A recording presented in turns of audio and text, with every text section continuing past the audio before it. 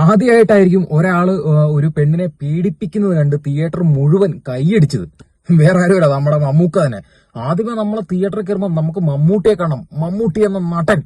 ഈ ഒരു പ്രതീക്ഷയിലാണ് നമ്മൾ കയറുന്നത്. ആദ്യത്തെ സീനൊക്കെ പക്ക ലെവൽ കയ്യടി ബഹളം. മമ്മൂക്കനെ ഒന്ന് കാണിക്കുന്നത് പുള്ളി നെഗറ്റീവ് ഷെയ്ഡാണ് ചെയ്തിരിക്കുന്നുണ്ടല്ലോ. കയ്യടിയുടെ ലെവല് കാരണം ആ തിയേറ്റർ മുഴുവൻ ഒരു പൂര പറമ്പായി. വിനായകനെ കാണിക്കുമ്പോഴോ നമുക്ക് വലിയ താല്പര്യമൊന്നും ഇല്ലായിരുന്നു. പക്ഷെ ഏറ്റവും അവസാനം ആ കയ്യടി മുഴുവൻ വിനായകൻ കൊണ്ടുപോകും. നമുക്ക് ഏറ്റവും അവസാനം ഈ മമ്മൂട്ടി ചെയ്ത കഥാപാത്രത്തിനോട് ഭയങ്കര വെറുപ്പാവും. അത് തന്നെയാണ് ആ ഒരു കഥാപാത്രത്തിനോട് ഇത്രയും നീതി പുലർത്തി ചെയ്തൊരു നടൻ.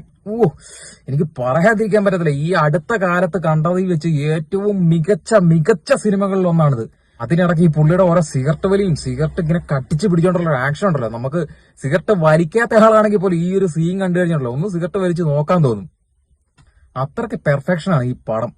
പിന്നെ ഈ സിനിമയുടെ ടെക്നിക്കൽ വശത്തിനെ കുറിച്ച് പറയുകയാണെങ്കിൽ ഓവറായിട്ട് ക്യാമറ കൊണ്ടുള്ള ആക്ഷൻ പരിപാടിയില്ല, ഓവറായിട്ടുള്ള വലിയ BGM ഇല്ല. എന്നാൽ നൈസ് മൂഡിൽ ഒരു നല്ലൊരു കളർ ഗ്രേഡിംഗ് ഒക്കെ ഇട്ട് നല്ല നൈസായിട്ട് അങ്ങ് പടം അങ്ങ് പോയിട്ടുണ്ട്. മമ്മൂട്ടി കമ്പനി ഏറ്റവും നല്ല വൃത്തിയായിട്ട് ആ പടത്തിനെ എടുത്തു വെച്ചിട്ടുണ്ട്. അത് തന്നെയാണ് ഏറ്റവും വലിയ മികവ്. നമ്മൾ ഈ ഭ്രമയുഗത്തിന്റെ അതൊക്കെ കണ്ടല്ലേ, അതിന്റെ എക്സ്ട്രീം ലെവൽ അഭിനയമാണ് പുള്ളി കാഴ്ചവെച്ചിരിക്കുന്നത്. ആദ്യം നമുക്ക് മമ്മൂട്ടി എന്ന നടനെ കാണാൻ വേണ്ടി ഒരു ആകാംക്ഷയൊക്കെ ഉണ്ട്.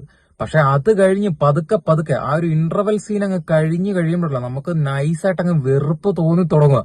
പിന്നെ ഏറ്റവും അവസാനം നമ്മൾ ഓർക്കുക ഇത് മമ്മൂട്ടിയല്ലേ, മമ്മൂട്ടി ഇത് അഭിനയിച്ചതല്ലേ എന്ന് ഓർക്കുമ്പോഴാണ് നമുക്ക് ഏക ഒരു ആശ്വാസം തോന്നുന്നത്. കാരണം അമ്മാതിരി പെർഫോമൻസാ. ആളിന്റെ അകത്ത് പറഞ്ഞിരിക്കുന്ന ഒരു ട്രിവാൻഡ്രം സ്ലാങ് ആണ്. നമ്മുടെ രാജമാണിക്യം പോലെ ഒന്നുമില്ല, അതിനെക്കാളും വേറെ വ്യത്യസ്തമായിട്ടുള്ള ഒരു നൈസായിട്ട് പോകുന്ന ഒരു ട്രിവാൻഡ്രം സ്ലാങ് ആണ് പുള്ളി ഉപയോഗിച്ചിരിക്കുന്നത്. വിനായകൻ തിരുവനന്തപുരം ആണെന്ന് പറയുന്നുണ്ട്. പക്ഷെ വിനായകൻ അത്രത്തോളം തിരുവനന്തപുരം സ്ലാങ് ഇല്ല. ചിലപ്പോൾ പോലീസ് ഓഫീസർ ആയതുകൊണ്ട് തന്നെ സ്ഥലം മാറി വന്ന് ഈ ഒരു സ്ലാങ് ഒക്കെ പോയതായിരിക്കാം. എന്തുകൊണ്ട് നിങ്ങൾക്ക് 100% ഞാൻ ഗ്യാരണ്ടി തരാം, ഈ പടം പോയി കണ്ടു. ഞാൻ പടത്തിന്റെ കഥയെ പറ്റിയൊന്നും പറയുന്നില്ല.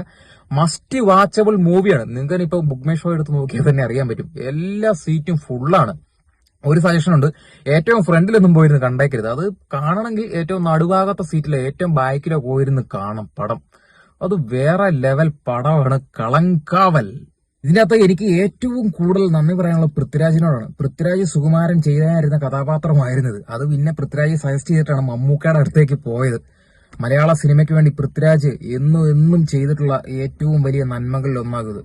കാരണം പൃഥ്വിരാജിനെ കൊണ്ടൊന്നും കൂട്ടിയാൽ കൂടുന്ന സംഭവമല്ല, മമ്മൂക്ക തന്നെ വേണം. രാജുവേട്ടാ